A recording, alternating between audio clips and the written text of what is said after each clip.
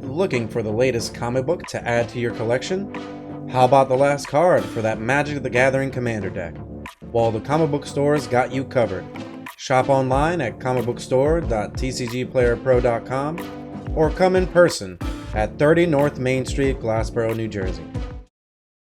Pizza people, welcome back. Hollywood Pizza here, and we've got some steaming hot top 8 action for you. That's right. We've got the top 8 of the Slice of Standard from this past Sunday. It's got some commentary by HamHocks and myself as well. On top of that, you're going to see just some huge plays happening here in the top 8. So I hope you're ready to jump out of your seat for some amazing top decks and just some great finishes. Let's jump right into the video. So getting started here for top 8. Let's go ahead and see what happens here. Pretty excited for this right now. We got Viralata versus Attila. Let's go ahead and see what happens. All right. Yeah, so Viralata is running Rakdos Sacrifice. We see Oni Called Anvil, Voltage Surge, Sheoldred the Apocalypse. It's good stuff. This is definitely good stuff. Oh, yeah, leading off with the oh, and we got an experimental synthesizer. That would have been really nice last turn, but hey, you know what? We don't gift one drop in the mouth. All right, here comes the Oni Called Anvil. Straight into a Make Disappear. Straight for the Make Disappear here. Yep. Yeah. And Attila is running the Esper mid-range list, so yep, keeping the counters up. That makes good sense. Man, Make Disappear is so good. Oh yeah, Make Disappear is great. Fantastic. Yeah, and the synthesizer coming out, trying to bait another counter, I'd imagine. Ooh, Sulphurous Springs. That's a pretty good hit. Taking 1 damage off the Pain Land to play the Oni Called Anvil. Man, I'm so glad the Pain Lands are back in Standard. Ooh, another Make Disappear. That was going to be tough for that Anvil. That's rough. Yeah, so both sack outlets that Viralata had in the opening hand, which is exactly where this deck wants to be, both get answered. That's rough. However, they can then follow it up with a Sheoldred, which they're worse follow-ups. But yeah, and Sulphur Springs again doing a ping. Yeah, I have such mixed feelings about the Pain Lands because I love that they're, as a player, I love that they're available in Standard. Oh yeah, 100%. They help fix the early game, but at the same time, like as a collector, like when I'm opening Dominaria packs, I'm kind of bummed when I get them because they're not worth much as far as dollars are concerned. So it's still some nostalgia though. It feels pretty good. Totally. You know, no answer to this Sheoldred right now that we haven't seen yet. It's actually quite interesting considering that Sheoldred is kind of like a big target usually with, you know, on its head, and it's being able to kind of just take over the game here slowly but surely, right? Just a big body that Attila has to keep chump blocking, and on top of that, every turn they're drawing cards, and they're just going to lose some more life. So I think a really big play here on Viralata's side, getting that Sheoldred to resolve, considering that their other cards ate some counter spells, and if you really look at Viralata's hand as well, it's really sized up to essentially get rid of any threats that are going to be put down on the opposing side. And don't forget, this experimental synthesizer can also turn into a samurai as well, giving them additional threats on the battlefield and some card advantage on top of that. That's a great call. Actually, I had considered, I mean, the synthesizer, yeah, it can turn into a samurai, which it looks like that's what Viralata is going to do. The other advantage that has is they could have sacrifices to a Voltage Surge, deal up to 4 damage. But they're going to get a Fable of the Mirror Breaker off the synthesizer, and I believe they have that for another turn, if I'm not mistaken. Yeah, 100%. Let's go and see here. So they're going to get one more 1/1. So these Voltage Surges could actually end up closing the game out pretty quickly, right? What do you think? I was mistaken on that. Yeah, the Voltage Surges are going to be key. But I was mistaken. That Fable of the Mirror Breaker is gone for good, which is unfortunate. Mm-hmm. Because, yeah, that is a pretty sweet 3-drop, but alas, it is not to be. Right, let's go and see what happens here. Bloodtooth Harvester is great. That's a pretty good draw. It just gives you more threats. Ooh. Yep.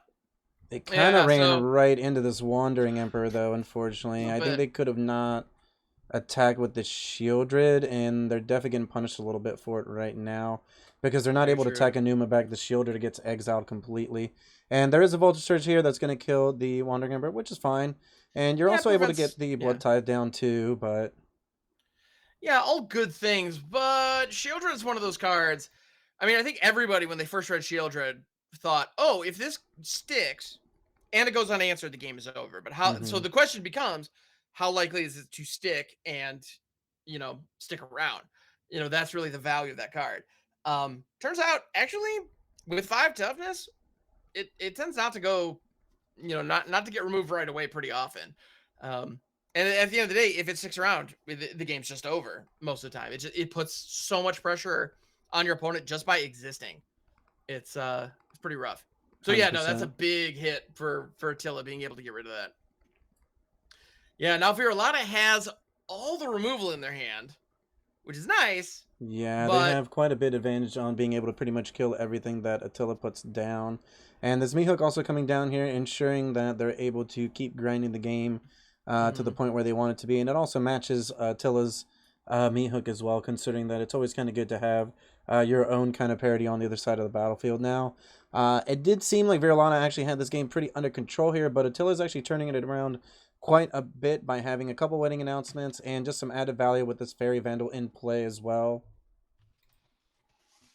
yeah, absolutely. No, the Fairy Vandal coming down, because that's the thing. Right now, Virolata needs a threat. They need to find a threat. And yeah, I'm impressed with the bounce back that Attila has brought here. Oh yeah, 100%. Yeah, and Soul Transfer, because there is the Blood Token and the Meat Hook Massacre, you do get both modes. So I can bring a Bloodtithe Harvester back in addition to getting rid of the Fairy Vandal. So that's pretty nice. Clean 2 for 1 there. Oh, but the Resolute Reinforcement's coming down on the end step. Attila over here saying, nah, I'll do it on your turn. It's fine. I like to think of your turn as our turn.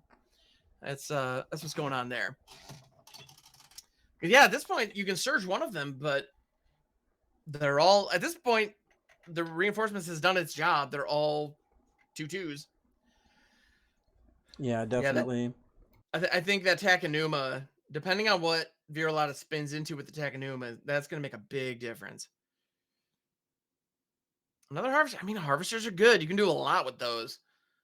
But turns out a 3/2 for 2 that creates a blood token and a and can be used as removal. It's pretty strong. Who Oh knew, yeah, right? definitely. Yeah, so a 3/2 for 2 with upside. I gotta be honest, I'm kind of kicking myself when I was doing my kind of analysis on Crimson Vow. That one flew under my radar. I remember looking at it, it's fine, but I don't know if I don't know if blood's gonna be a thing. This card will be good, but otherwise, I don't know. It's nah, it's great. It's just good. All right, here comes an Infernal Grasp. Dueling Meat Hooks doing their thing. So now Attila went from having a pretty dominant board position to having a mostly dominant board position and still being up on cards. So, I mean, advantage bar is still comfortably on Attila's side, but with 1 or 2 good draws, Virolata could be back in this. And Takenuma has at least the Harvesters to go grab. Ooh, but they're going to crack a blood token and let the Takenuma go. Okay, here we go. Yeah, this is actually quite interesting. I'm guessing they just don't really have too much going on. The Soul Transfer is a pretty good draw. Yep. I think the main issue that you're running into right now is you got to get rid of this Meat Hook, but they don't really have that many ways of getting rid of it in the mono black deck, and they're probably just going to tap out here to cast a Eaten Alive, which is fine. You still have a Soul Transfer that can potentially get back one of your threats later. If Virolata ends up drawing a land, they do have 2 blood tokens that they can essentially cycle away here to find something that's useful. Ooh, the Sheoldred. Yep. So Sheoldred is going to Dome Virolata for 2 before eating a Soul Transfer so hard. There is no hesitation, no question. That is just what's happening next. And Virolata has the Fable, which, I mean, we've seen Fable the Mirror Breaker do phenomenal things. The card's just great. It's 9 mana worth of value on a 3 mana saga. It's pretty good.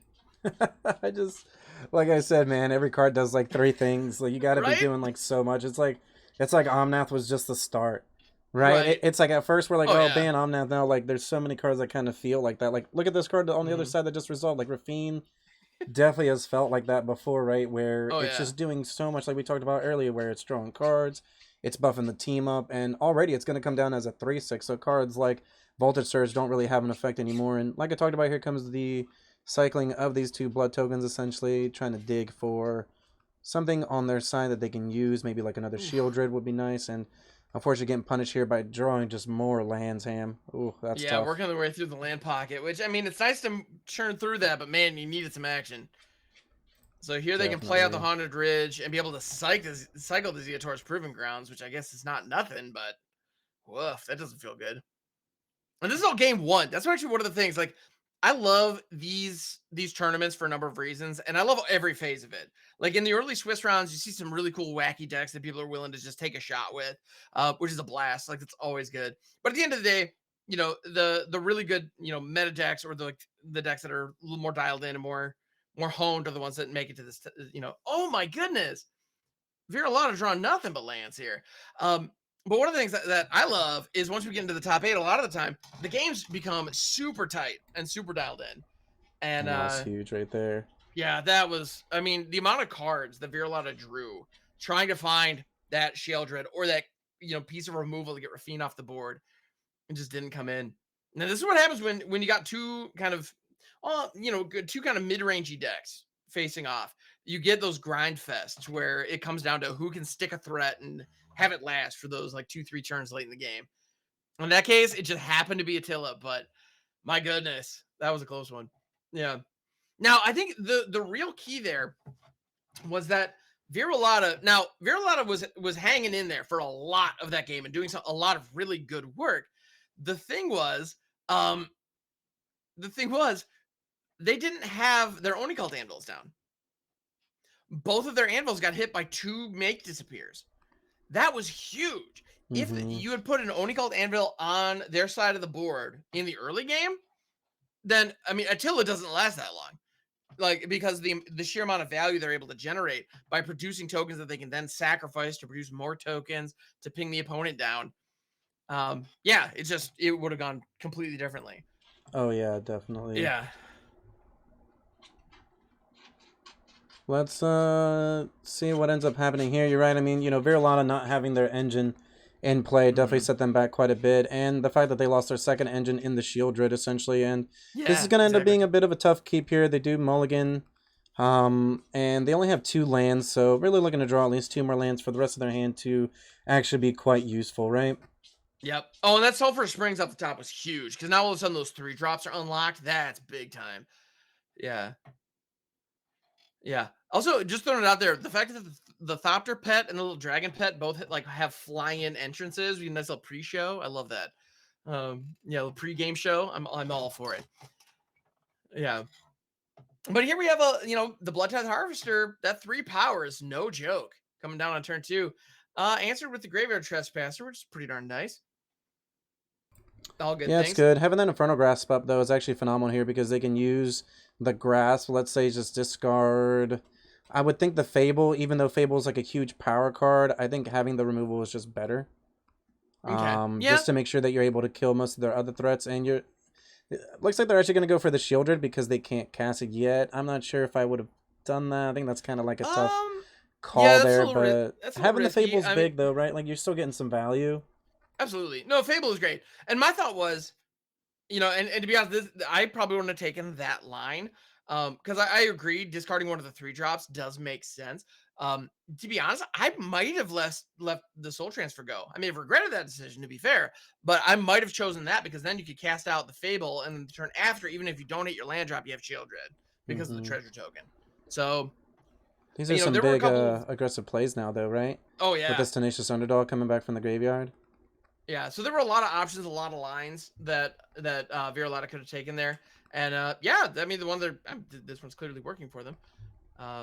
Which it looks like Viralata having a little bit of some stream issues at the moment, which is unfortunate here. But yeah, and we're back. So yeah, it looks like they're probably just gonna go for an all-out attack here. I would think so. There might be a Wanderer coming down, but at the same time, you gotta just make him have it. There is, yeah. And that can exile the Underdog here, which would suck on a lot of levels. Ooh, but they're going to create the... Oh, they're going to go for the Samurai, so then they can make another block on the following turn. I actually find that quite interesting. Yeah. I think I would have exiled the Underdog because then it keeps it out of the graveyard, so it can't come back later, and it would deny the card draw because the card draw is a death trigger.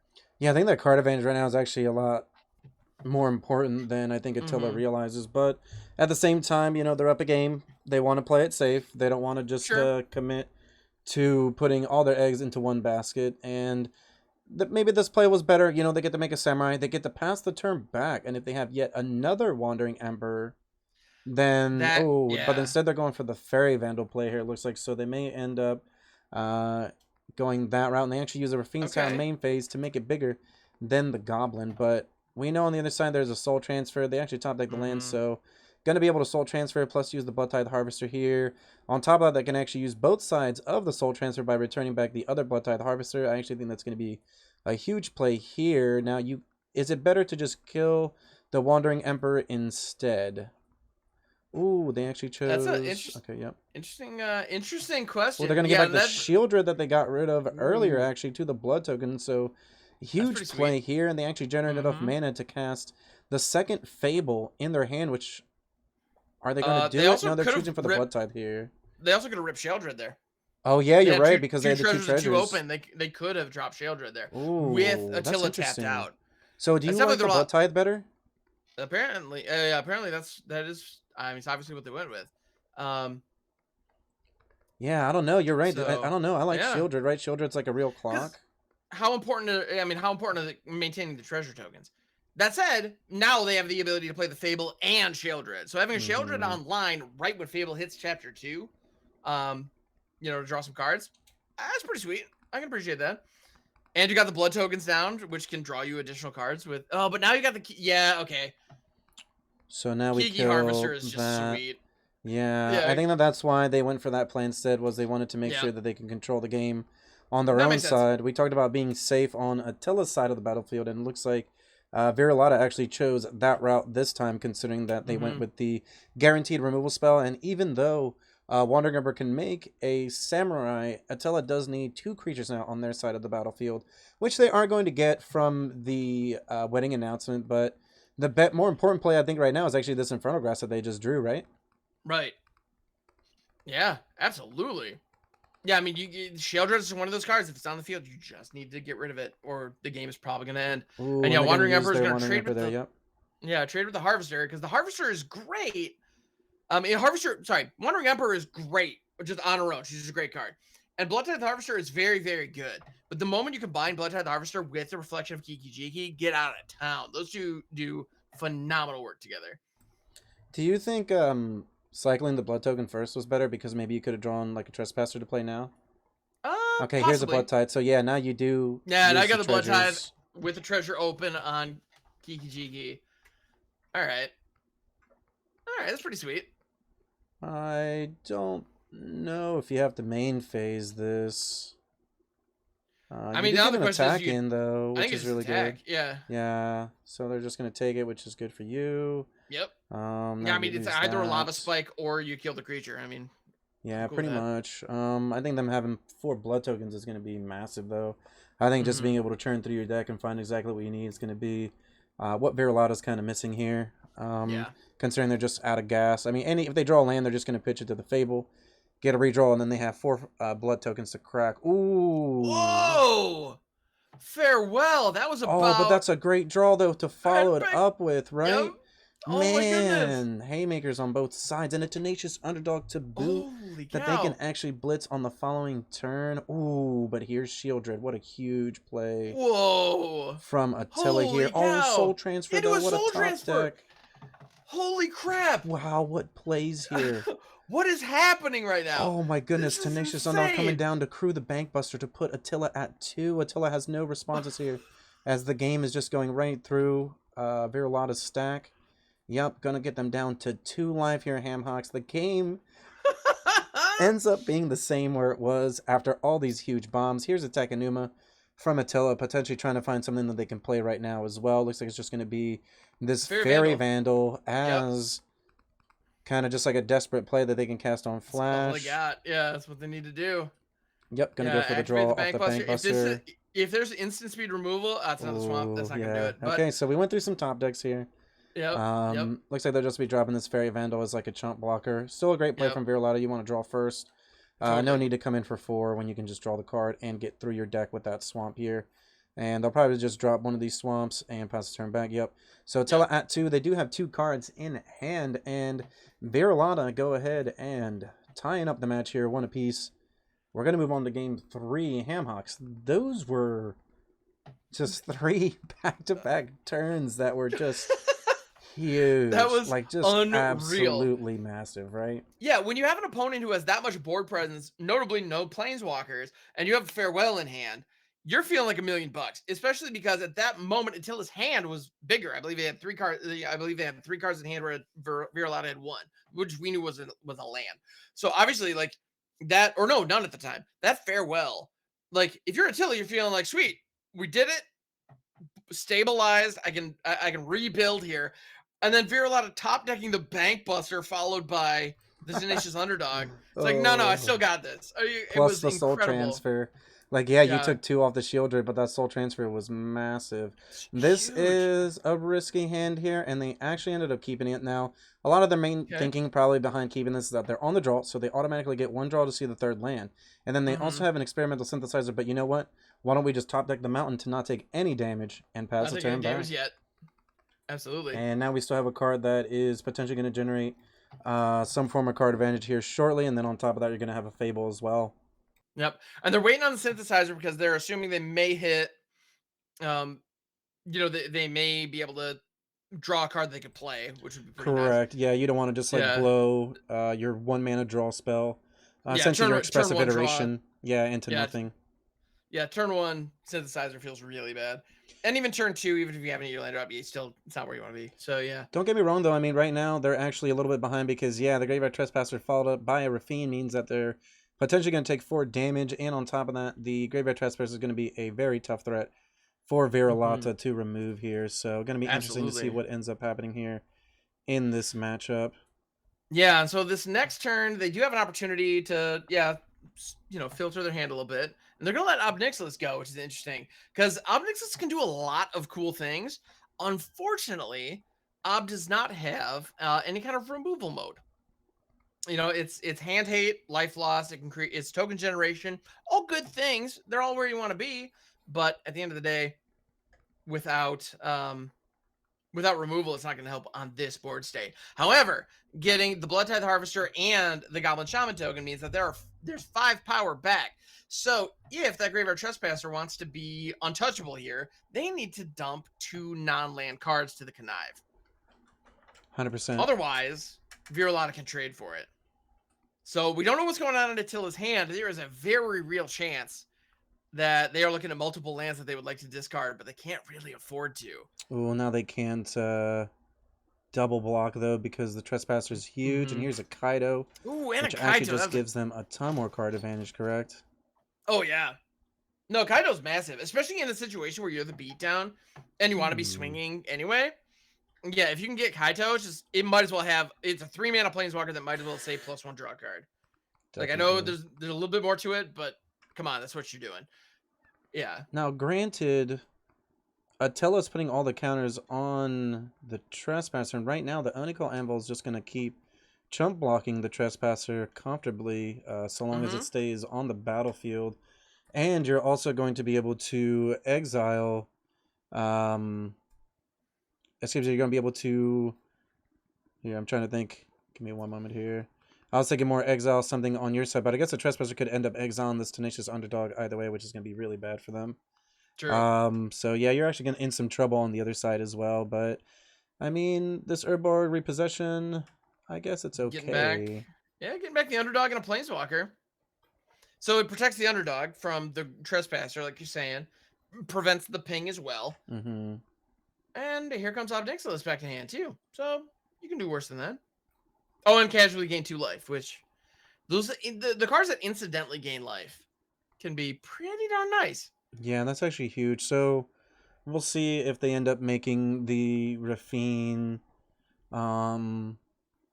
with all the counters this time and kind of doing the damage that I think that they need to be doing.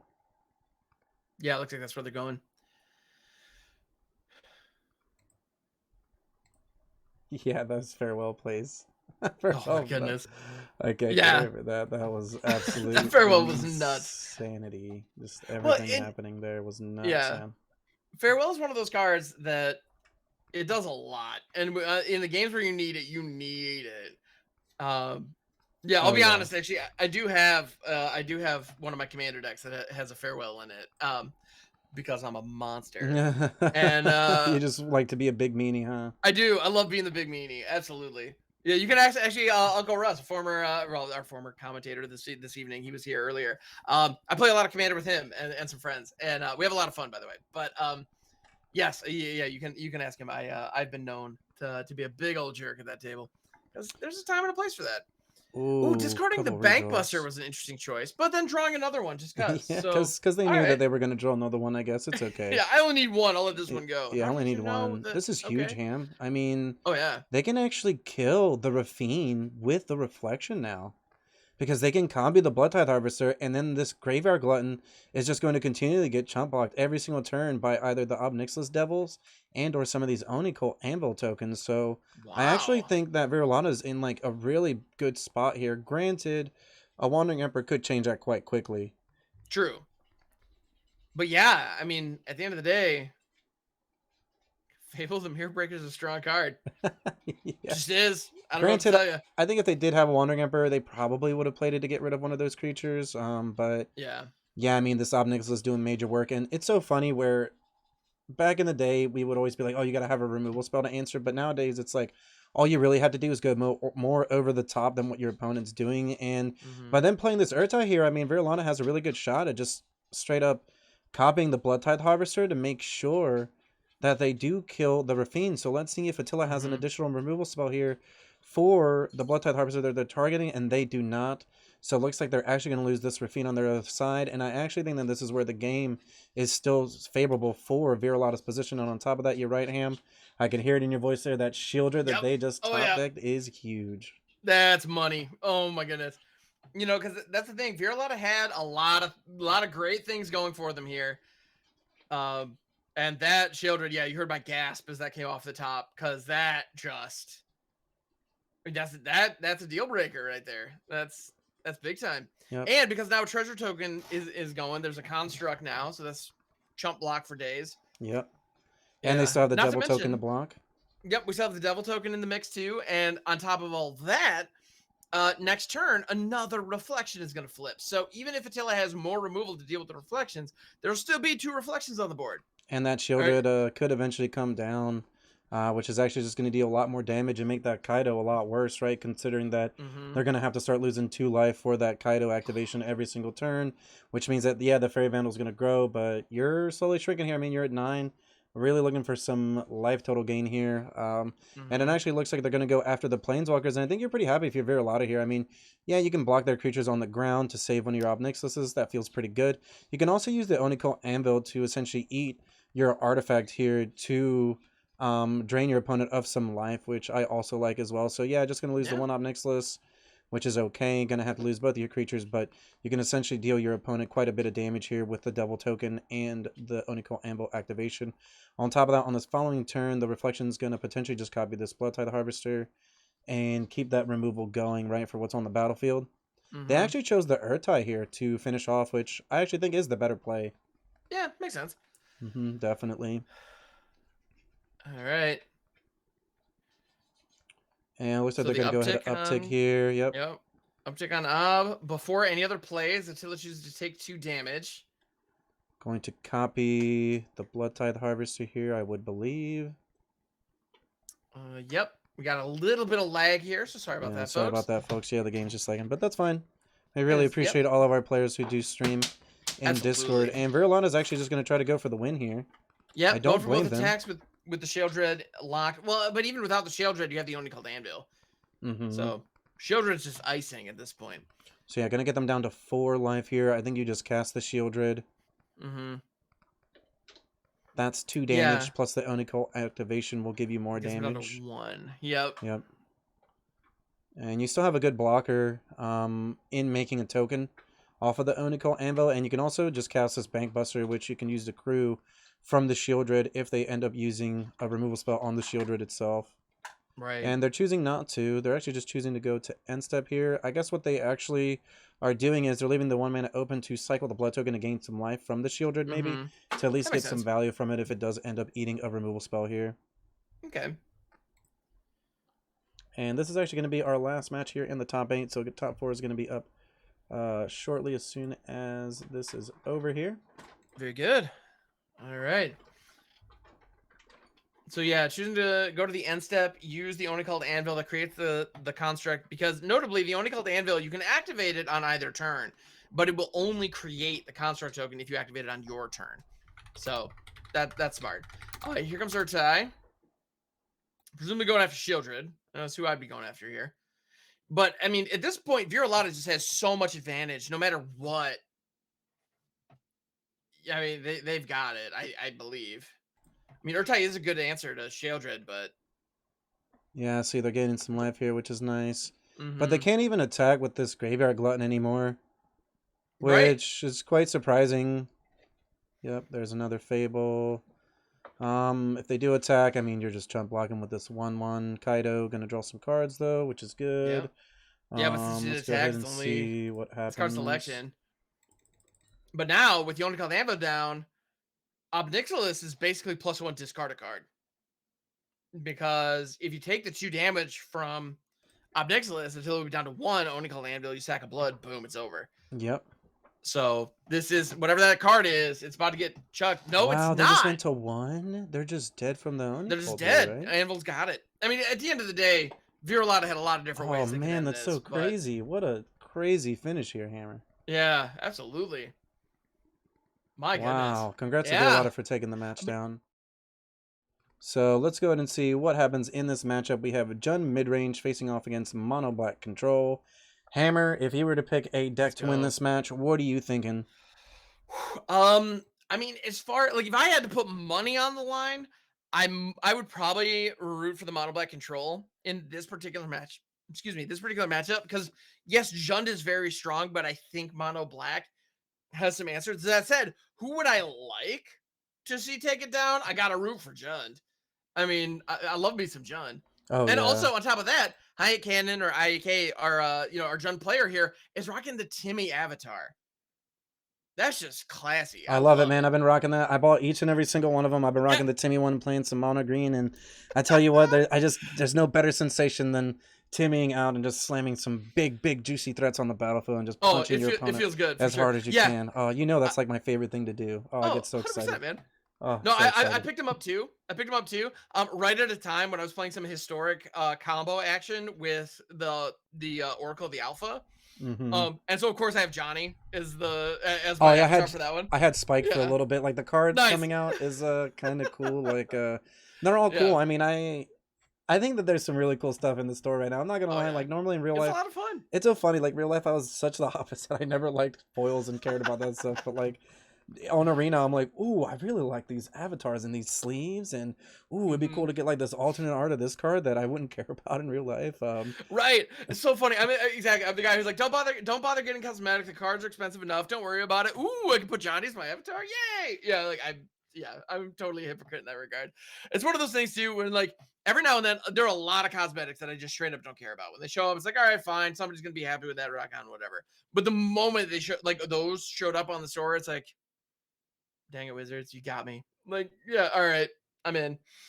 And yeah, I love them. Anyway, onto this game though. Looks like they're getting down a Fable down early on Hyatt's side, IAK's side, and for Helpful Miner here, it looks like they actually have quite a bit of an advantage with some creatures on the battlefield in terms of the Concealing Curtains, the Evolved Sleeper, and they also have a Liliana, which is actually not going to die this turn. Looks like they're starting off with a Dread Fugue first, potentially, considering that they actually could strip both cards out of Helpful Miner's hand, and then all that they're left with is just what they have in play. And wow, that's actually a huge grab. And yes, I would definitely Dread Fugue here. I would too. Get the Sworn out of there.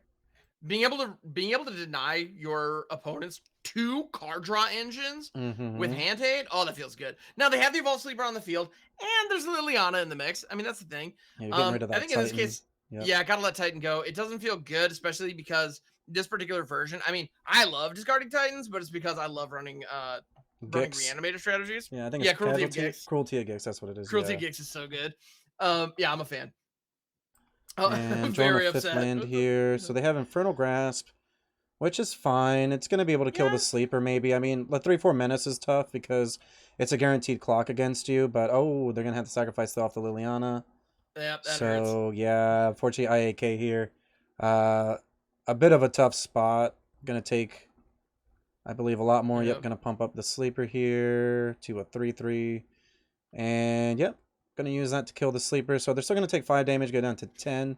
The big thing is here though is that they're just such down on card advantage. Ooh. Oh. All right, now, does Helpful Miner have removal in there? Because if that's an Infernal Grasp, this is going to feel pretty bad.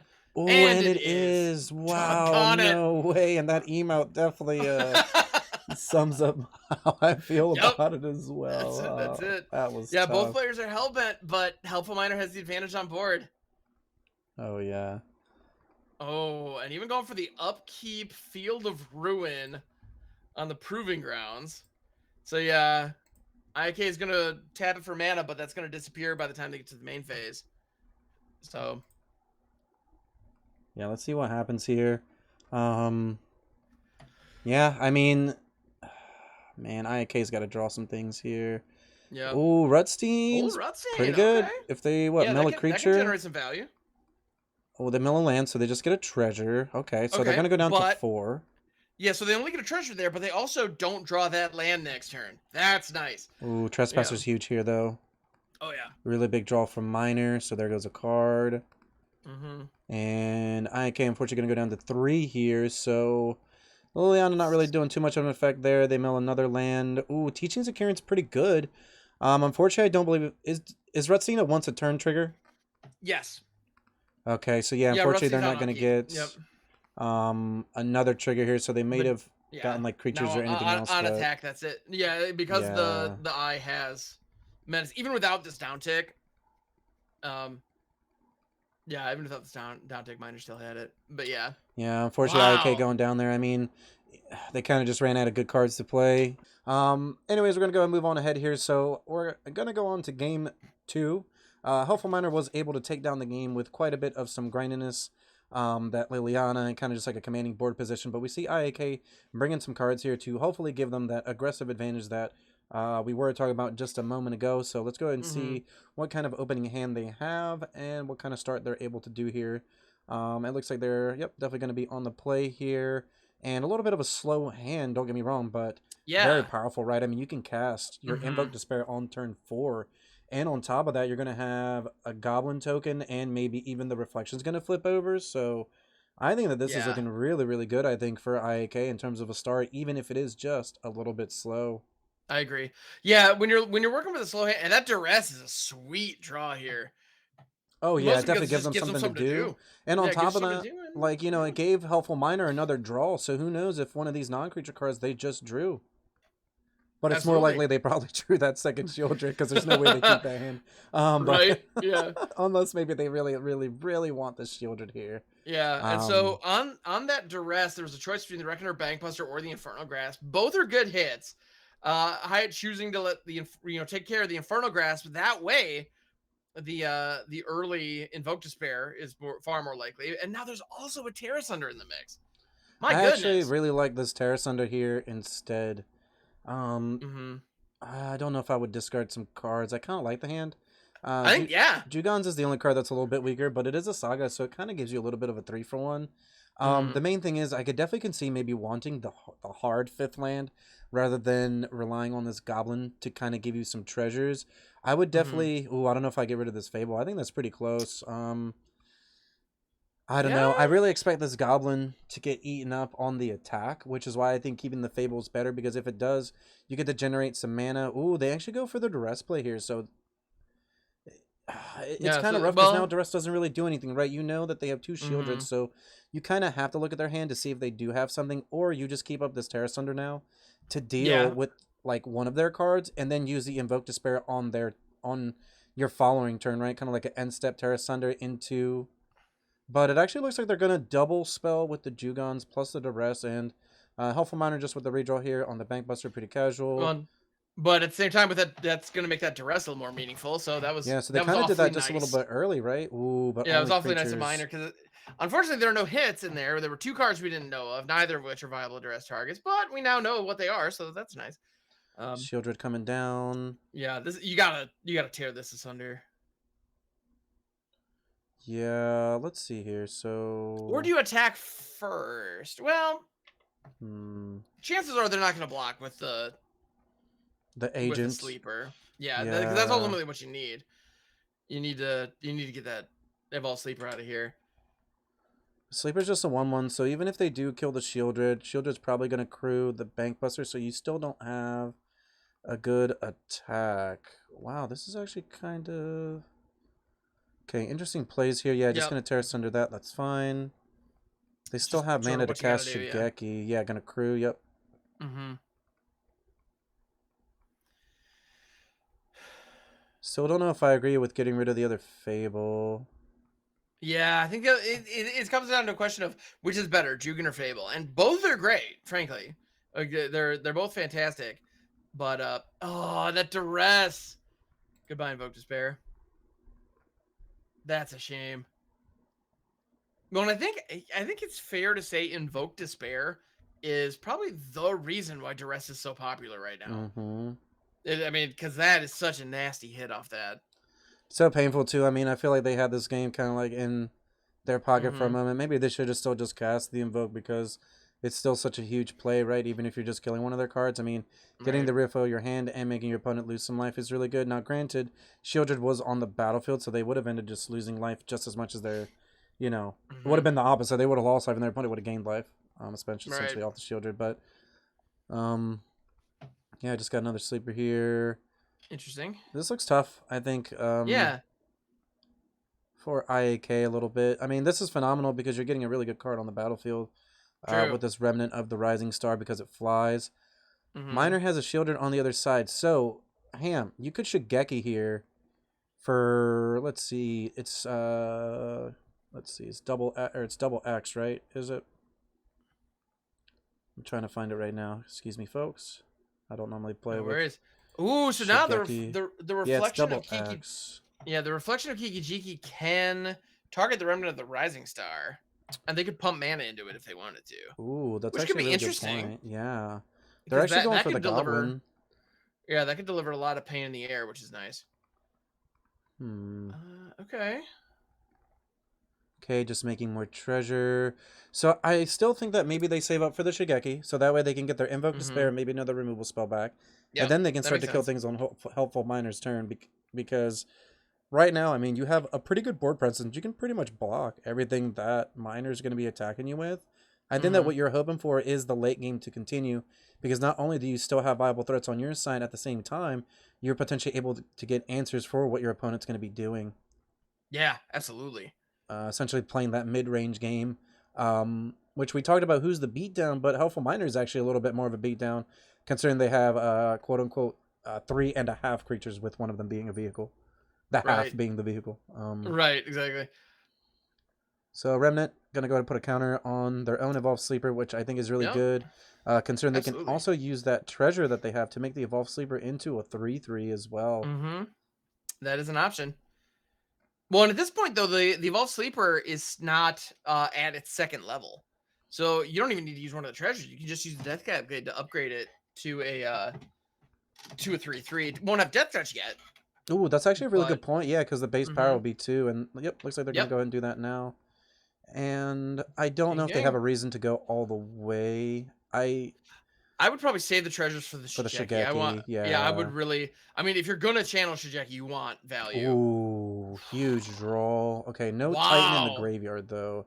So I think you just play it and take their children, and then you go get the Titan, right? Yeah, with the Grim Tutor mode on too. Yeah. Yeah, because you're gonna. Wow, they're gonna copy the Remnant. Yep, can't block that. Yep. I actually think that IAK is in kind of a commanding position. It just really comes down to sequencing, and it also comes down to Helpful Miner not hitting important cards here, like removal spells. Right. And like me hooks. Obviously, if they hit me hook here, then you're definitely running into a big issue because all your cards are already pretty small as is. So, in my Mm-hmm. opinion, Ham, I almost think that you would want to be using the Remnant's ability to put a lot of counters on some of the threats that are hitting the battlefield to kind of get them out of meat hook range, right? That does make sense. Yeah. Yeah, but here comes cruelty. I mean, it's a great answer to that Sheoldred, which has just been looming Mm-hmm. since we saw it earlier. Yeah, they're going to go ahead and uptick both of their evolved sleepers, make them 2/2s as Mm-hmm. well on the other side. But you and me both know that's not as threatening as it could be, even if they come in for 9 damage. I mean, IAK here is at a reasonable life total. And on top of that, they would be able to swing back for quite a bit of damage. So Yeah. I think that Miner's in a little bit of an awkward spot here. They do get a Concealing Curtains, which is pretty good, but I don't think that that's going to be enough, considering that they kind of have to tap out on their turn if they want that Concealing Curtains to actually be somewhat of a useful threat / blocker here. So pretty interesting to see where this game has kind of become, considering that for a while it seemed like IAK was a little bit behind, but the fact that they've been able to maintain their life total at such a high frequency definitely means that it gives them a little bit more of some leniency in terms of how they want to block, right? Absolutely. Well, and that Concealing Curtains is interesting here because Helpful Miner could have activated it to effectively cycle Shigeki. They chose not to. I don't think it makes But they're sense. getting rid of their green source here. I think, yeah, you definitely float that because you can use more mana for the Shigeki. And do they have any basic forests in the deck? Let's take a look here. They do have one, so they can still go get a forest if they need to. Yeah, and the Human Monk can produce green mana, and they have also the treasure token. So they're going to Yeah. create another green mana producer in the Monk. The Remnant of the Rising Star triggers. They could dump mana into this. They choose not to. That makes Yeah, sense. it's just a token. Yeah, it's going to go away. Yep. And yeah, I think grabbing the forest here makes sense just to have it. Yeah, you're going to get closer to Titan at some point. You don't want to just... Well, you could grab Titan off of the Cruelty. So you don't really want to use... Yeah, you don't want to use those up here. You want to get that forest. You want to have enough green sources to cast a Titan. Or you just go get... Or I still think it's Titan. Or Invoke. I mean, there's a lot of things you could do, but yeah, Titan is Titan. Actually, you know what? I see an argument for Shieldred because you can cast Shieldred now. Invoke, you can also cast now. Now, granted, they probably would just sacrifice their underdog. They can cast Titan now. The treasure, the 2 monks, and then 4 lands. They have it. Oh, you're right. They have it right now. Wow, that's huge. Oh, yeah. Okay, yeah, so... Wow, big plays here on IAK's side. I mean, they're making the game definitely a lot more winnable on their end here. They get to destroy the Bank Buster and, yeah, make that 4/4 Rhino. I think the shield counter is a little bit weak unless you're trying to protect the Reflection or the Titan, because at the same time, any pinpoint removal spell is going to get rid of your cards, and you already have enough things on the battlefield that protect you from like a sacrifice, like an Invoker Liliana. So maybe the shield counter is correct, but what would you choose, Ham? What creature do you think you'd put it on?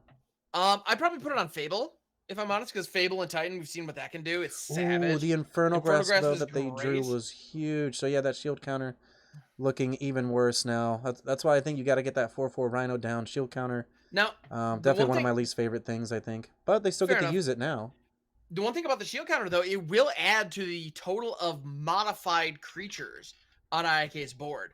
Except, now it doesn't, because they put it on an already modified creature. The reason that I mentioned that is because the Remnant of the Rising Star says, as long as you control 5 or more modified creatures, it gets +5/+5 and trample.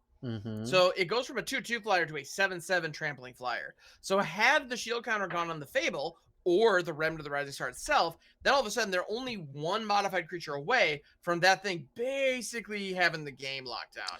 Ooh, so there goes the Shigeki. You can't get any value from the graveyard anymore.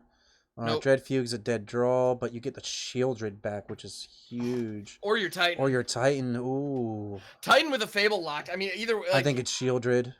Shieldred's so good. Yeah. Well, you can't really go wrong. Either way, you know you're fine. What? You're right. You can reanimate the Titan right now and then still use the Fable. So yeah, I think it's Titan. Because you're going to get the most creatures on the battlefield here. You can get 2 Rhinos. And you can also make the token that you make from the Kiki-Jiki have a bunch of counters because of the Jugon. Yeah. So... Or you could put 1 counter on the Titan. You could put a counter on the Rhino. You can... Like, you have everything at your disposal right now. You and me are both just going off of like 6 different angles, right? Exactly. No, IAK has so many options here, and that's the value of a cool mid-range deck. Like, oh yeah, 100%. Big things happen. Yeah. Yeah. Here comes the Reflection Titan. I mean, ouch. Yeah, that's what massive are you gonna do? There. Yep. And I'm telling you, pump it up. I think for 3. Yeah. You put a shield counter again on the Reflection now to protect that, and they're also just gaining life to give themselves a little bit of insurance. Which I like as well. Yeah, nothing wrong with that. No, and I gotta be honest, I play a lot of Titan just because, you know, as I've said so many times, I love reanimator strategies. They're just my jam. And so obviously Titan is a phenomenal target for that. And yeah, just the mode that I end up picking a lot is GG right there. I mean, they're about to come in with an 11/11 trampler. My goodness. Yeah, Yeah, that's remember the huge. Rising Star plus Fable? You can do some really cool things with that. And we saw that play out there. Yeah, that was impressive. Yeah, and I'm actually, I mean, kudos to Helpful Mind for hanging in there. Yeah, I think the moment the Titan kind of got into the mix, that was, I mean, it's tough. Once the Titan is available to a deck like this, yeah, it's tough to beat for sure. But yeah, the most Reflection's I end so up picking, good, right? Like yeah, reflection so just good. means pretty much like GG on the spot because, like, yeah, the Titan comes down, but it's the fact that the Titan comes in with haste, and then the Jugon on top Mm-hmm. of that. I mean, like I said, they definitely had the game state like in such their control. It was all about sequencing at that point and Yep. dodging a meat hook massacre. In all honesty, True. That was yeah, exactly. A meat hook at any point because yeah, there was a point exactly where they were where their board was looking great, but they were all two toughness. So yeah, exactly. Had meat hook shown up, completely different outcome. Yeah, absolutely. Yeah. So no, that was big. That was yeah. I mean that's what this deck's trying to do right there. oh But yeah, yeah, Reflection of 100%. Kiki Jiki is nuts. That card's amazing. So, pretty good opening hand Ooh, here. I mean, you've got yeah. a Saga that's doing some things. Oh, they ended up mulliganing, They kind choose to of. ship it. I mean, I can appreciate being nervous about a 5-lander, but I'd rather have a 5-lander over a 2-lander any day of the week myself. Yeah, knowing that you can cast your spells, I think it's better than relying Mm-hmm. on some top decks. But you know what? The cards that they have here are really good, and they end up still having a Bankbuster, so the Bankbuster can definitely give you some draws. And I True. actually think you lead off with the cut down here. Just get rid of Yep. the sleeper, no reason not to. Yeah. And yeah, you Maybe definitely wait let for him them to use pump. some mana. Yep, Yeah, let him pump one more mana into it, but yeah, definitely take it out. 100%. And looks like it's Yep. probably just going to be 1 damage. Nope, just going to cut down here. Just gonna cut it down. Yep. I'm I expecting mean, the a Tenacious one Underdog damage. follow-up, right? Ooh. Yeah, that's definitely what I would expect. Yeah, River's Overlook makes sense here. Can go grab a mountain. I think Dreadfuge maybe instead, knowing that you can take. I guess they didn't play one of their 2 drops though. Duress gives you Oh, access to Liliana though. Dreadfuge, you can take Meat Hook, which is pretty sweet. they only had 2 lands though, so they can't even Yeah. cast the Liliana or the Graveyard Trespasser that they have in their hands. So it looks like Hmm. Helpful Miner actually chose just as much of a risk. Ooh, but they top decked it. They hit So it. here comes the Yep. Graveyard Trespasser coming down right on time. I think that that was all really, really risky in my opinion. Absolutely. Yeah, both players had fairly sketchy hands, and it just worked out. Yeah. And I think you Dreadfuge for the Shieldred. Kind of have to, right? Take some damage Yeah. from the Trespasser for a little bit. Yeah. Create the Dreadfuge to get the shelter out of You there. can Yeah. duress the Meat Hook. Bankbuster gives you cards. Yeah. Exactly. You can't risk. You can't risk Helpful Miner top decking another land with that shelter in hand. You just can't. Then you draw your own Shieldred, man. That yeah. Speaking of hopeful top decks. Yeah, that's pretty good. I mean, you get to duress here, get to Yeah. take their Infernal A Grasp Sorin. or a Sorin. That's I a pretty mean, good hit. That Sorin's was the good, one but we didn't. I, Yeah. I guess knowing that you can't catch your Shieldred yet, maybe you don't take the Grasp because I was thinking, well, you could just take the Grasp, knowing True. that you can just slam Shieldred and then the game kind of just becomes all about Shieldred, right? Right. I mean, But both of those were fine choices, but yeah, exactly. Yeah. Now that I think about it, more I look at it, Grasp was probably the right answer there. Getting rid of the Planeswalker is a big deal. Speaking of, here comes the oh Liliana. yeah, them still having this backup Lily though is even better, right? Because even if they'd gone for that play, Liliana Mm-hmm. actually would have just ended up killing their creature. So definitely a bit of a tough spot here. I mean, Rutstein's fine because it is going to potentially give you some value on the battlefield. Do they go for that over the Shieldred? Yep. It looks like It they looks like they're do. They get a they're blood throwing token. Rutstein. They're throwing Rutstein and really hoping Miner down ticks to kill Rutstein. But here comes that Infernal But looking like an Grasp. Inferno Grasp. Yep. And then an uptick But on the yeah, Liliana means Shieldred's gone. Shieldred's gone nuts too. Ouch. Definitely a This is the tough. mono black deck doing what it does. Yep. Yeah. And you know what? In all, the mono black deck had a little bit of luck though. At the same time, I mean, they had to True. draw their lands to cast these spells that we're seeing now. I think, yep, you cracked that blood. Let's see what you got. Discard the tap land, and you get a Dreadfuge, which unfortunately is a dead card.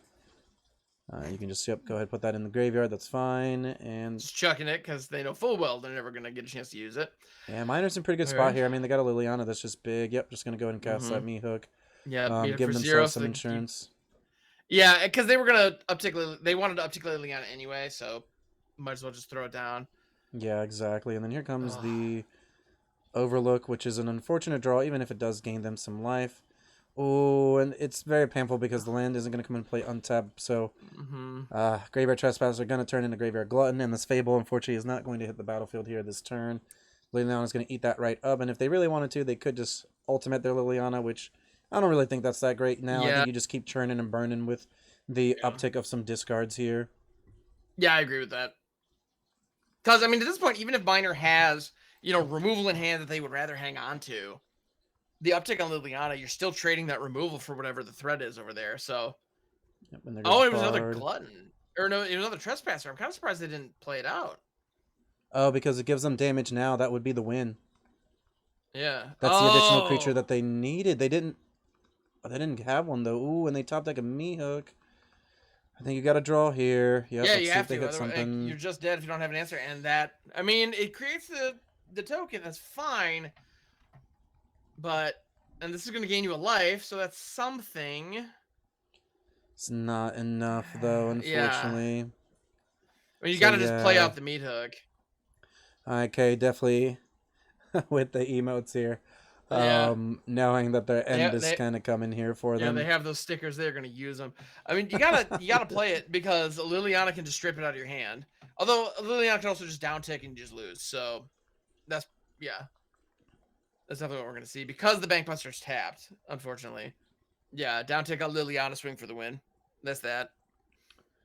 Ouch! That was a crazy match. And yeah, at the end of the day, I mean, the Jund deck put up a really good show. We definitely saw it in game 2. Where IAK really, or Hyatt really brought. They had a chance this game too, as well. But I mean, Helpful Miner ended up, drawing the lands at the right time. Pizza people, are you enjoying the content? Don't forget, subscribe to the channel. It's free. Hit that bell icon as well. That way, anytime any of our new content comes out, you're able to see it right away.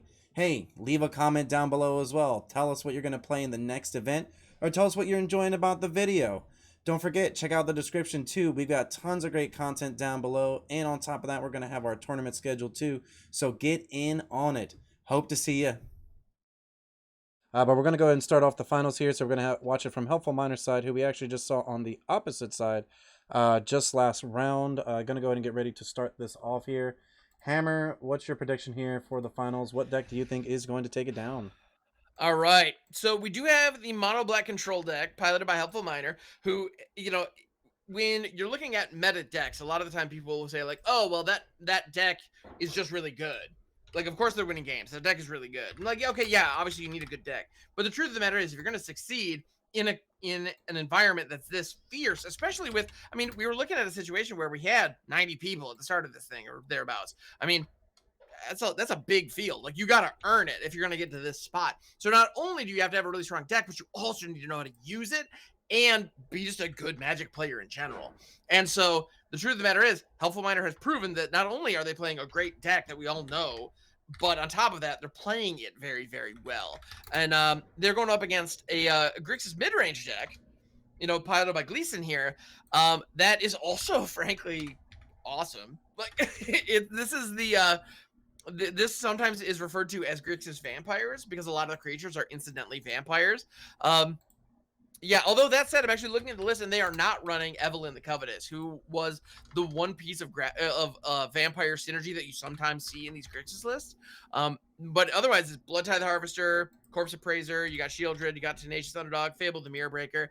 I mean, at the end of the day, like, the best cards in the format right now are black cards, with the second best being the red cards. Like, you have Fable the Mirror Breaker, you have Bloodtithe Harvester, you got some really good stuff. So jumping into the finals here.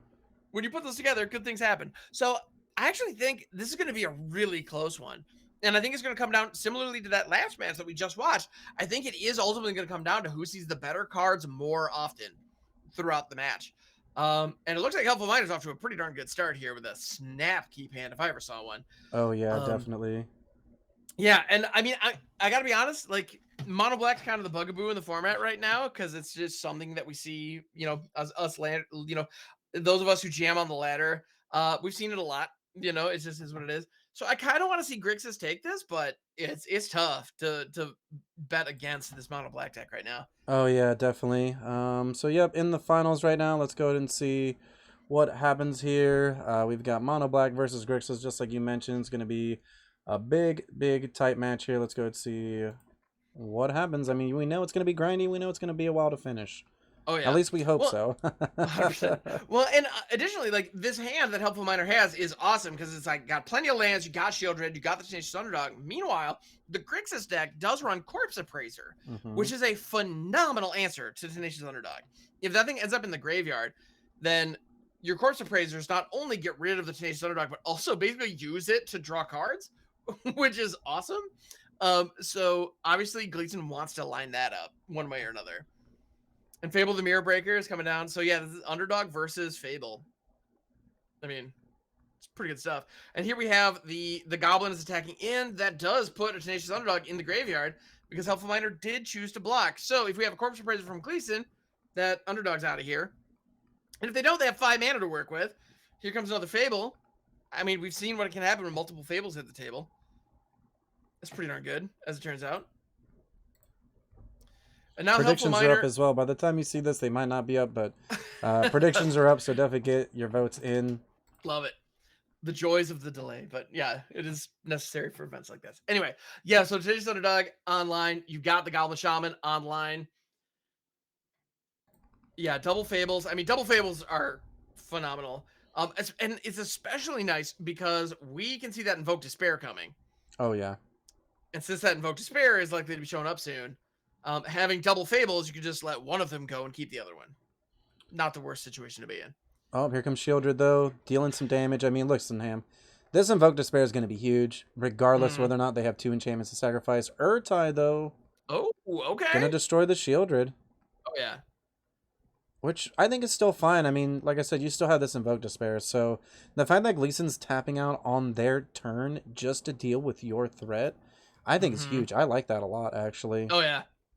Yeah, exactly. Yeah, and yeah, I mean, Shieldred is just that good. It's just what you have to do. You have to do whatever it takes to get her off the field. And on top of that, doing it on the upkeep there allows Gleason to take advantage of the Fables Chapter 2, where they can discard cards and draw cards. And they dump 2 lands, drew 2 fresh cards, which they're hoping they can do something with. Definitely. One of them, well, they have Sokenzin, so apparently lands are not a problem. And Helpful Miner's doing fine on that regard as well. It's going to be good. I'm definitely enjoying this already. I mean, you could definitely see, Gleason has turned the tables a bit on their side in terms of the value because they do have both of these Fables. But at the same time, Miner's not out of it. They have tons of great cards in their hand, and they even have an Underdog in the graveyard as an option as well. Oh, yeah. Well, earlier in the stream, we were talking about the ways that you answer Invoke Despair. And one is to have a counterspell up, which, to be honest, Gleason is running blue. They might. But the other way to do that is to flood your board with stuff, and we're seeing that here. 100%. We have a situation where you can sacrifice the Fable that hasn't flipped yet. You can sacrifice the Goblin Shaman and take 2 and let them draw 2. Like, does it feel great? No. But as far as Invoke Despairs go, that could be a lot worse. 100%. So, yeah. So that's fine. Yeah, I can work with that. That'll be okay. All right.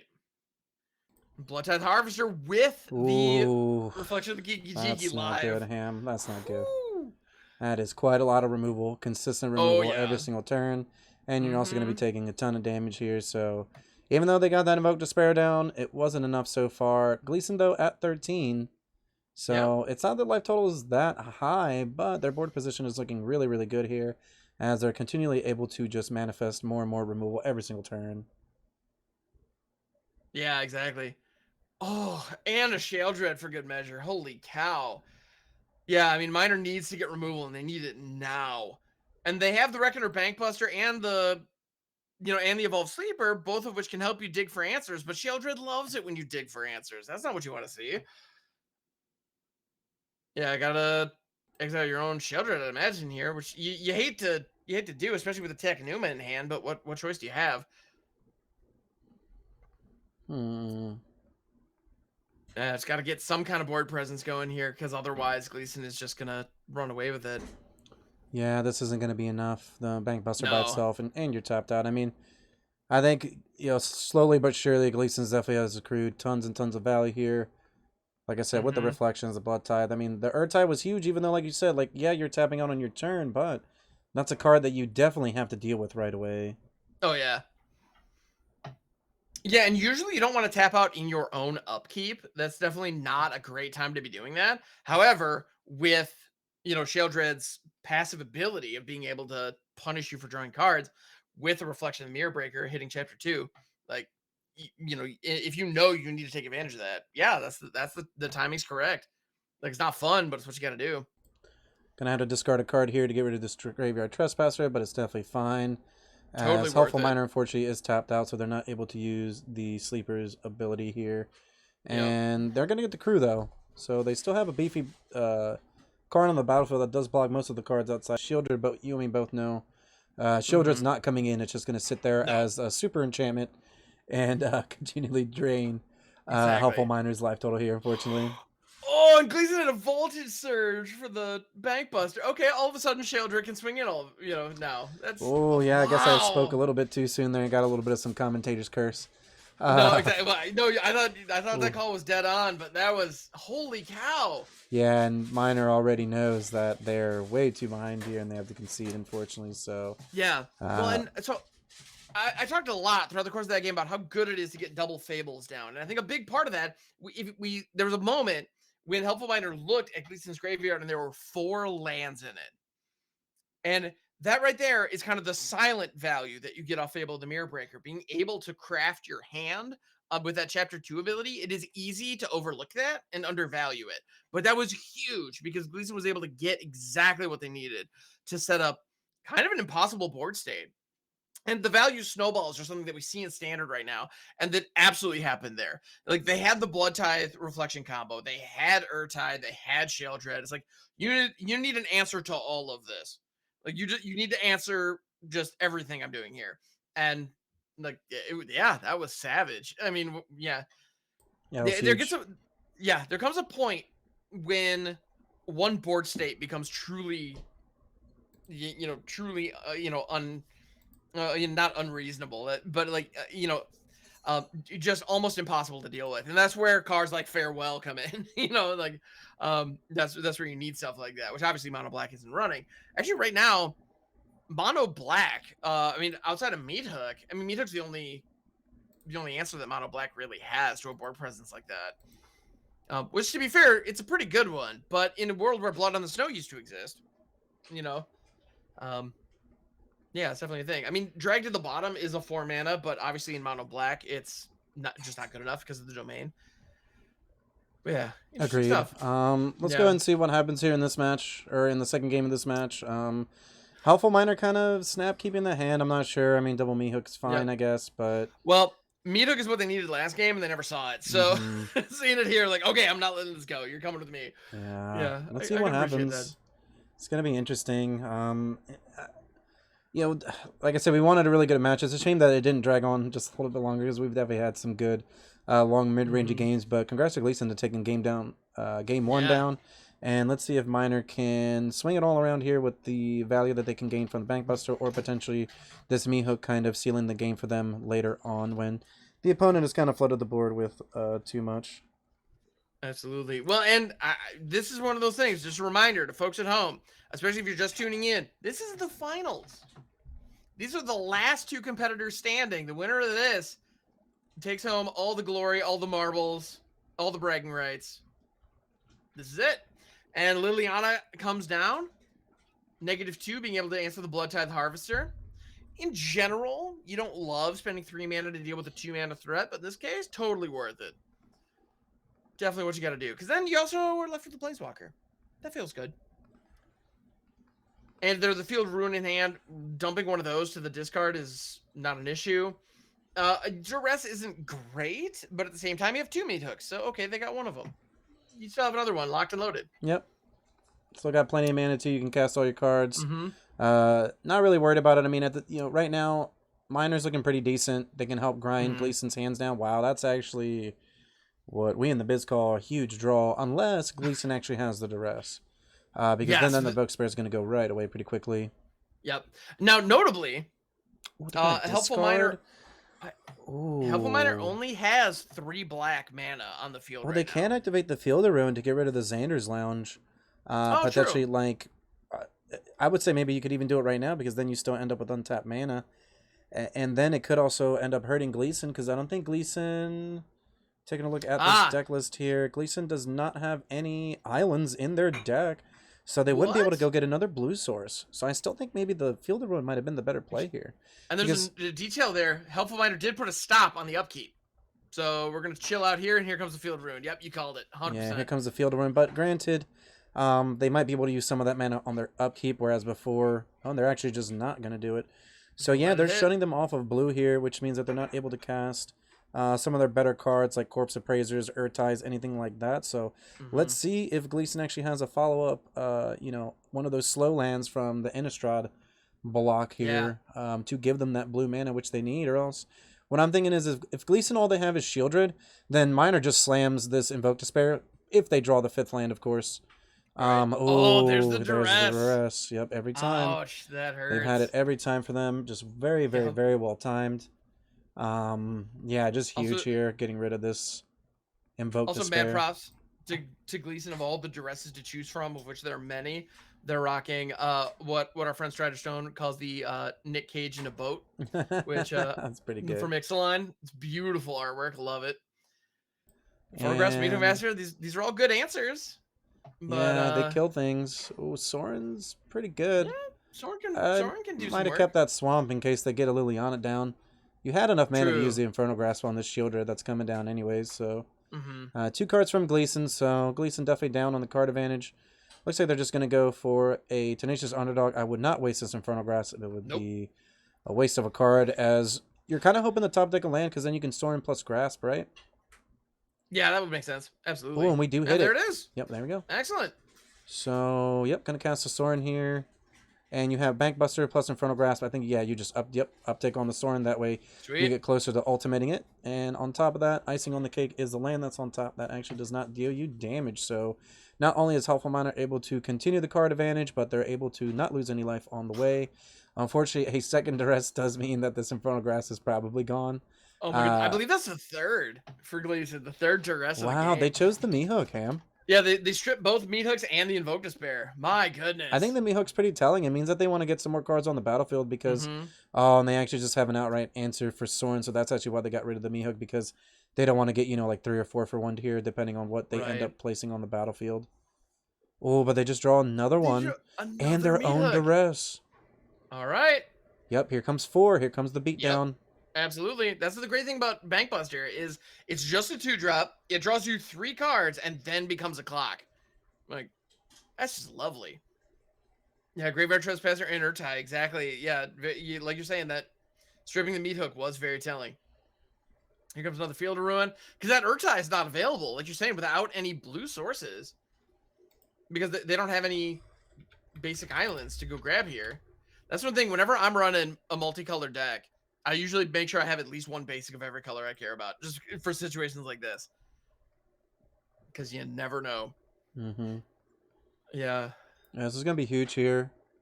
Another Fable. Okay, that's fine. Okay, yep. Good value, good value. Yet another Meathook. My goodness. So at this point, Helpful Miner has seen all 4 Meathooks. 2 of them were stripped out of hand, and there are 2 more just chilling. Ham, you called it. You're like, they need a Meathook. That's the card they need, and then they drew all 4 of them this game. Well, and they kept 2 in the starting. They kept 2 in this from the starting hand. I really like this because you keep them off of blue mana, and you also don't want to use the Meathook now because it would kill your 1/1 that's giving you the clock advantage. So I really like that play during their main phase, getting rid of the Goblin token there. So let's see what they end up discarding, or if they end up discarding anything. And they actually do. They get rid of a Corpse Appraiser and an Urtai. I think that's... Man, that Infernal Grasp going miles, actually. Oh, yeah. Right? Because getting rid of that blue source, they weren't able to use those really powerful cards there. And exactly. It's a shame, though, because they still have this Graveyard Trespasser backup, right? Right. The only thing that Miner could have done, like, differently, I don't even know if it would have been that much better. They could have played out a Meathook prior to using the Infernal Grasp, I guess. But, I mean, that would deny you a resource just to mitigate some of the life loss from the Infernal Grasp. Yeah, they could Sleeper here. They could also meet up for 3. Get rid of the Graveyard Trespasser, because if they don't, it flips to nighttime. So they're going to cast out the Evolved Sleeper to prevent the nighttime flip. And they got plenty of mana to dump into it. So, all right, let's go. Yeah, they can take the Evolved Sleeper all the way if they wanted to. And sure, why not? Yeah, draw some more cards. Hit another land. Yep, looks good to me. Kicks. Yep. Yeah, you got a 4/4 Death Toucher. It stays daytime. All right, groovy. Okay, let's see what Gleason has. So we know they can. The known information is this underdog. If they try to do it though, they would go down to 5. Blood Tithe Harvester, pretty good draw here, but just like you mentioned, I mean, this Meehook's going to be juicy, especially if they end up tapping out here. They're just going to take a bunch of damage. Let's see if Sleeper dies. They are pointing at it. I see it's getting highlighted here. Yep, and they do have a soul transfer. Yep, getting some value by getting the Corpse Connoisseur back. They can't cast it yet, though. There's no treasure or blue mana on their side, so they're kind of just hoping that that gives them enough value. And this Graveyard Trespasser is going to come in, get them down to 9 damage, essentially. Or, excuse me, 9 life. If they do end up exiling a creature here for that additional point of damage, we'll see. They do. They end up doing, and they do, yep. Yep. They got rid of their own Blood Tithe Harvester. And, here comes... So, yeah, they're going to crew the Bankbuster. They can Meathook for 3. Bankbuster can get in for 1 damage. Yep, and they'll also deal 1 damage off of their creature dying, so they get them down to essentially 7, then 6 here from the attack. And then on top of that, you're able to play your other Bankbuster, and because you have that treasure token, you're able to activate it right away and start the card draw going. And let's see if they actually top deck the blue source here for this Corpse Connoisseur, and they did, so... They do! Not out of the game yet, Ham. Not out of the game yet. Wow, yeah. And Gleason is up 1 game. This is game 2 of the finals. Again, this is the big the grand finale of the day. This is it. It's for all the money right here. Oh yeah. Don't forget, we got 2 more tournaments here this month. The next one is actually next week, going to be another standard tournament, but this time it's going to be a PizzaBox Open, where $250 prize cash money is going to be on the line for top 8. On top of that, you're going to get some invites to our new sponsorship, MagictheGathering.com. You're going to get an invite to the Jenkathon tournament. That's going to be once a year. And you're also going to get some really cool swag as well. We got coupons. We've got play mats. We've got everything you can see. And, yeah, just everything. I mean, we've got quite a bit of awesome events here happening this month. So definitely get in on them as usual. They're free to play. I mean, Ham, it doesn't get any better value, right? It doesn't. Exactly. $0 EV, entry EV. Yeah. EV's great. It's, and again, like the only, quote unquote cost is the time commitment. And let's be honest, I don't know what you're planning on doing on, a Sunday afternoon, but I'm over here. I just want to play some Magic. Yeah, we're playing some Magic. And this Meehook's going to seal it. They're going to kill their own creature, their own Trespasser here. And that's actually going to do it. Yep. So we're going to move on to game 3. Helpful Miner grinding the game out. Man. With these Meehook Massacres, knowing, just like you said, Ham, they needed the Meehooks. It's just inevitability, right? Like, no matter how many creatures you have on the battlefield, if your opponent or you yourself have enough mana, you're going to be able to just cast this Meehook for just a ton of, and essentially wipe the board while draining them, gaining life. Just that was the type of game that I expected out of this match for all 3 games. So the first one, obviously, like we talked about, Gleason had the value plus the Urtai and the Fables. They were able to take that down a little bit quicker, but you could definitely see how this matchup ends up being very, very grindy because both sides are playing a lot of attrition wars here. Oh, yeah. Definitely. Yeah, resource denial, removal is the name of the game. It's how this works. So, yeah. Definitely. Holy cow. Yeah, and when it comes to sideboards, I mean, we're going up against a deck that's capable of attacking on so many different angles. I'm not really sure what to change. I mean, did you just take out the Infernal Grasp? Okay. Yeah, it's a little bit more, I think, of like play draw scenario, where you want to go. I think here, rather than like, all your cards, like we've mentioned almost this whole cast is, all their cards are 3 for 1. So, you're kind of like switching out cards that are just a little bit more situationally better than others, I think. Right. Fortunate here, got to go down to 6, but. Yep. Being on the draw does help mitigate that, and I think this is keep. You put back the Invoke, right? Probably. Yep. Yeah, that makes sense. I mean, you have ways to shuffle because you have the Field of Ruin, so you can essentially shuffle that back near the top. But yeah, I think you get rid of the Invoke. I mean, listen, we know that Gleason has duresses, so you losing that card or you not drawing lands isn't even worth it, right? Totally. Well, and additionally, you're exactly right. The duresses, duress is a big deal. Like, yeah, here it is. Turn 1 duress. Exactly. The Invoke would have just been gone. It would have been a non-factor. Yeah. And so now the duress, yes, the duress can hit the other duress or the cut down, but that gives us a lot of information. So they strip the duress. That Evolved Sleeper is a great draw. So they take the duress, which means they have probably a Fable, I'm guessing, or like they have some good non-creature Yeah, that they're you trying know, to protect. card that they're trying to Planeswalker. protect. Maybe, yep. What it looks like to me is it's potentially Liliana here because they didn't play Could anything be. on turn 2. So this Evolved Sleeper is going to get in. I don't think that you uptick on it because you want to keep up this cut down plus the Sleeper.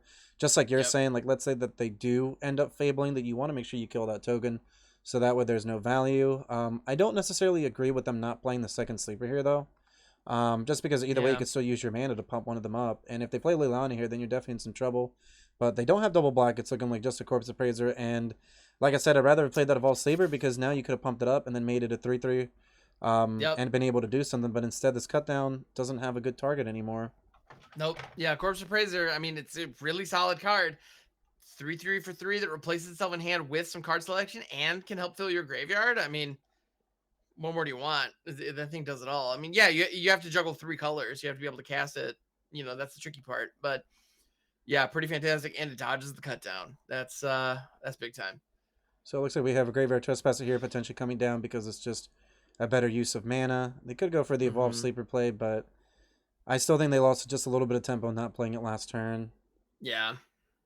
Yeah, exactly. The Evolved Sleeper could be on the board right now, and it's not. That's a bummer. Yeah. Yeah, so Trespasser, though, don't get me wrong, is a 2-for-1. If Gleason needs to get rid of it outside of combat, obviously, you're definitely happy just taking this. And if Gleason ends up playing something that you can cut down, then it's even better. But that draw just absolutely taunting that Helpful hurts, Miner. man. Like you see the Shieldred on the other side, and then you're not even able to cast yours. That just feels bad. And unfortunately, the door for Helpful Miner here is closing. Yep, here comes 3 from Corpse Appraiser. Yep, exactly. Yeah, and at this point, Helpful Miner's behind, so this block makes sense. You don't like it, but you got to do what you got to do here to survive. Yep. You're on parity of cards. The board state, not so much. Here comes another Corpse Appraiser, unfortunately, getting to eat their own the Graveyard Trespasser on the opposing side. Yep, that trade put a creature in the graveyard so Corpse Appraiser could do its thing. Oof. Now, fortunately, that does not count as drawing a card, but it also got 2 lands off the top of Gleason's deck that they didn't need. So that's a big deal. Definitely. Let's go ahead and see what happens here. Helpful Miner still got some time. Yep, they get to cast their own Shieldred. Here we go.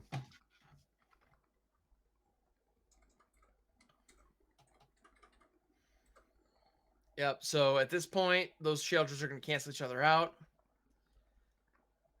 Which is really nice because at this point, Gleason has the Bankbuster down. But they have Arona's Vortex that they will kick. So, yep. So much for that previous Shieldred. Now, Miner has another one in hand, but that's not going to prevent them from taking 8 damage here. I mean, yeah, unless the Evolved Sleeper takes one for the team, which it does. All right. So that puts Helpful Miner down to 9. Meathook's nice, but the highest they could take it up is 2. And the lowest toughness on the opposite side is 3, so it's just not where you want to be. Unfortunately, I mean... These are 2 dead cards in this situation, yeah. Yeah, these cards, man. Like, these cards were so good last game, but they're just not lining up right now, you know?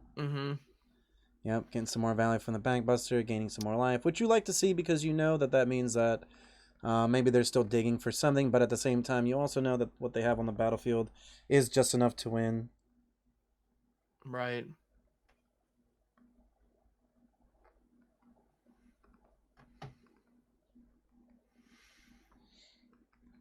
Yeah, shotgunning the underdog. You gotta trade. Here. Yeah, trade Shieldreds. Really bad, but going down to 1, and then Meathook. If you draw land, Meathook's not bad. Right. If you draw land, Meathook's not bad, but you're also still running into dying from. Yeah, I mean, you just die from the underdog. Yeah, it's a bit unfortunate here. Yeah. So, yeah, fortunately, just looks like Miner just ran out of gas there. I mean, that Grixis deck is really strong. I mean, a lot of people coming into this said that the Esper deck's the best. I actually think the Grixis deck is, in my opinion, the best deck in the format. And Gleason does take it down, so congratulations to Gleason. Wow, what a finish to the top 8. So many huge plays happening. I want to give a big shout out to Gleason for taking the event down with Grixis mid-range. I want to give a big thank you to HamHocks42 for doing some phenomenal commentary with myself. And I want to thank you, the viewer, for making it this far into the video. Don't forget, hit that subscribe button, bell notification, like the video, and leave a comment down below. Will be greatly appreciated. We host 3 tournaments a month, including 2 more this month, which are going to be PizzaBox Opens, all free to play with cash prizes. So definitely get in on that. Links to those, to all of our content in the description below, including the deck list from this event. And I hope that you stay cheesy.